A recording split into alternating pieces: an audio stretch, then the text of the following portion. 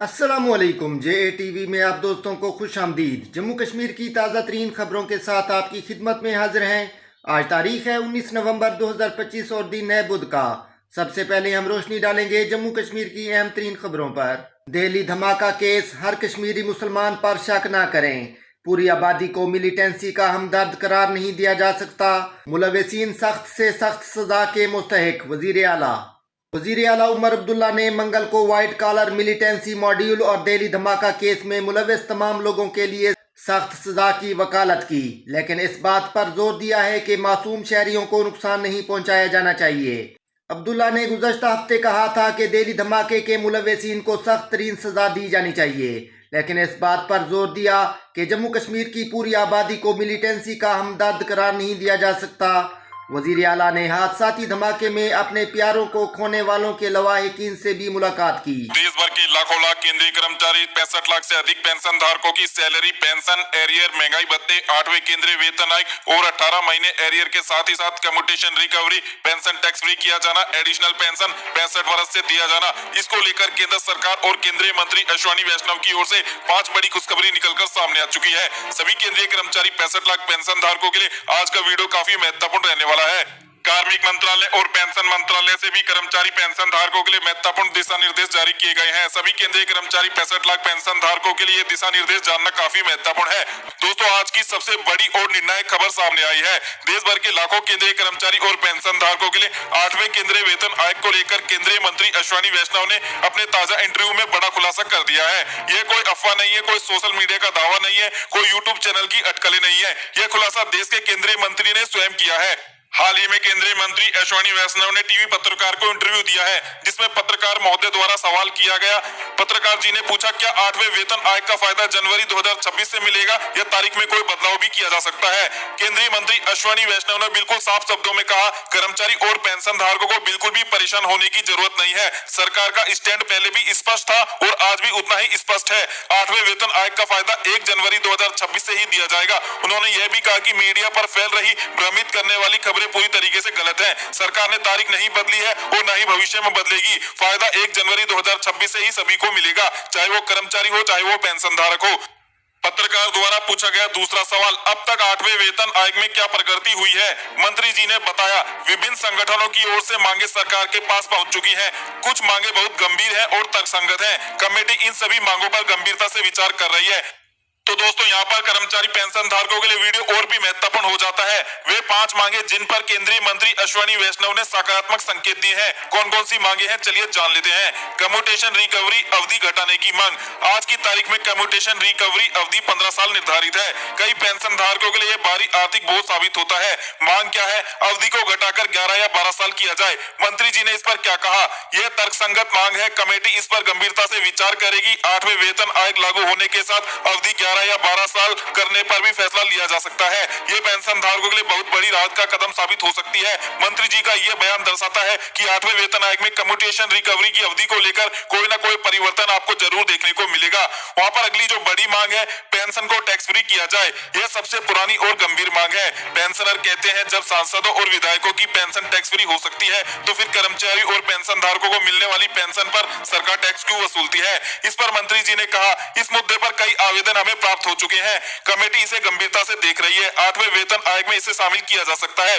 दोस्तों, ये पहली बार है जब किसी केंद्रीय मंत्री ने इस मुद्दे पर खुलकर अपनी प्रतिक्रिया दी है। तो ऐसे में 8वें वेतन आयोग में पेंशन को टैक्स फ्री भी किया जा सकता है। इस पर भी सकारात्मक संकेत मिले हैं। वहीं पर तीसरी बड़ी मांग, मेडिकल अलाउंस को बढ़ाया जाए। आज की तारीख में पेंशनरों को मिलता है 1000 रुपए मेडिकल अलाउंस, जिसे हम FMA भी कहते हैं। लेकिन महंगाई और स्वास्थ्य खर्च को देखकर यह राशि बेहद ही कम साबित होती है। संगठनों की मांग है कि इसे बढ़ाकर 5000 रुपए किया जाए। मंत्री जी ने कहा, मांग कमेटी तक पहुंच चुकी है, इस पर विचार किया जा रहा है। अलाउंस बढ़ाया जरूर जाएगा, यानी 8वें वेतन आयोग में पेंशनरों को बड़ा फायदा मिलेगा FMA फिक्स्ड मेडिकल अलाउंस के मोर्चे पर। अब चौथी जो मांग रखी गई है, महंगाई भत्ता कैलकुलेशन फॉर्मूले में बदलाव किया जाए।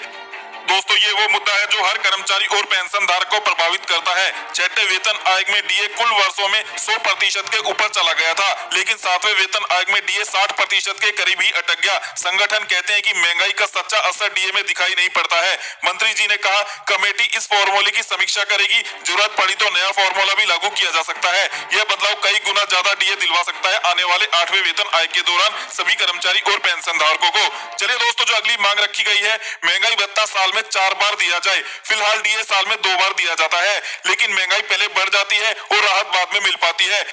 तो दोस्तों इसी वजह से मांग उठाई गई है कि डीए को साल में 2 बार नहीं 3 महीने में 1 बार यानी साल में 4 बार बढ़ोतरी का फायदा दिया जाए। मंत्री जी ने कहा कमेटी इस मांग पर भी गंभीरता से विचार कर रही है और कमेटी को निर्देश दे दिए गए हैं। उचित लगा तो यह बदलाव भी लागू किया जा सकता है 8वें वेतन आयोग में।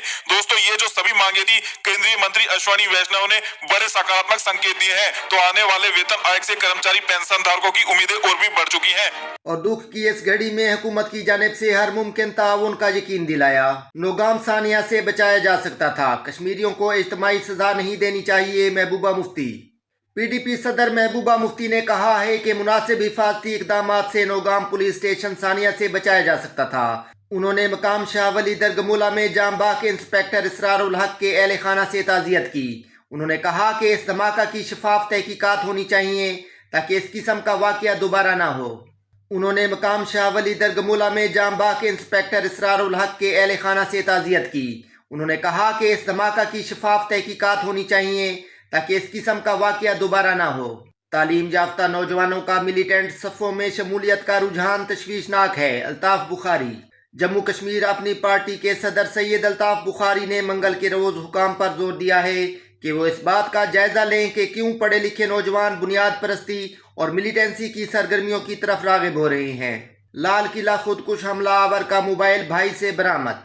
जम्मू कश्मीर पुलिस ने लाल किला के खुदकुश हमला आवर डॉक्टर उमर नबी का एक मोबाइल फ़ोन बरामद किया है और हासिल करदा डाटा से ये जाहिर करने के लिए शवाहिद मिले हैं कि इसने खुदकुश हमले को शहादत की कार्रवाई करार देते हुए एक वीडियो तैयार की थी। हुकाम ने मंगल को बताया है कि अहम शवाहिद उमर के भाई ज़हूर इलाही की हिरासत और बादज़म पूछगछ के बाद सामने आए और हासिल करदा डाटा से ये जाहिर करने के लिए शवाहिद मिले हैं कि इसने खुदकुश हमले को शहादत की कार्रवाई करार देते हुए एक वीडियो तैयार की थी।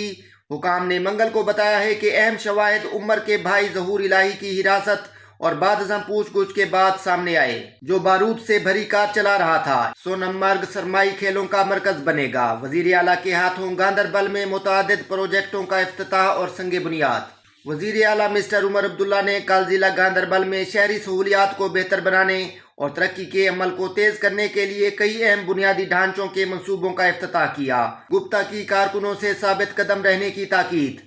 जम्मू कश्मीर का रियासती दर्जा बहाली का मुतालबा दोहराया।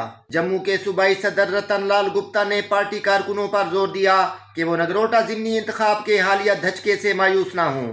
इस बात पर जोर देते हुए कि आर्जी इंतखाबी नुकसान से उनके अज़म या हौसले कमज़ोर नहीं हुए। नगरोटा हल्का इंतखाब के कारकुनों के साथ बातचीत करते हुए रतन लाल गुप्ता ने कैडर को अपनी कोशिशों में साबित कदम रहने और हर सतह पर लोगों के साथ जुड़े रहने की तरगीब दी। गुप्ता ने उमर अब्दुल्ला की ज़ेर क़ियादत हुकूमत के तहत किए जा रहे अच्छे काम की तारीफ़ की। कारकुनों को याद दिलाते हुए कि उनकी जिम्मेदारी हुकूमत के इक़दामात, कामयाबियों और अवाम पर मबनी पॉलिसियों को नई तवानाई के साथ अवाम तक पहुँचाना है। दोस्तों ये थी आज की ताज़ा तरीन खबरें। मज़ीद ऐसी वीडियोज़ को देखने के लिए हमारे चैनल को सब्सक्राइब करें। वीडियो को देखने का बहुत शुक्रिया। अल्लाह हाफ़िज़।